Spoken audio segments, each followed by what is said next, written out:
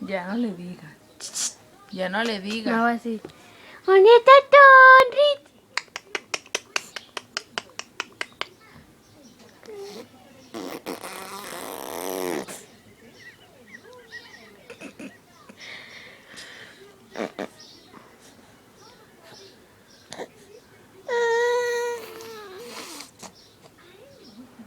¿Qué pasó? ¿Esas trompas qué? El moco que trae ahí.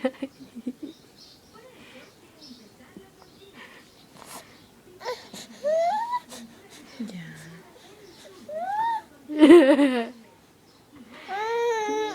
No le hagas caso, hijo.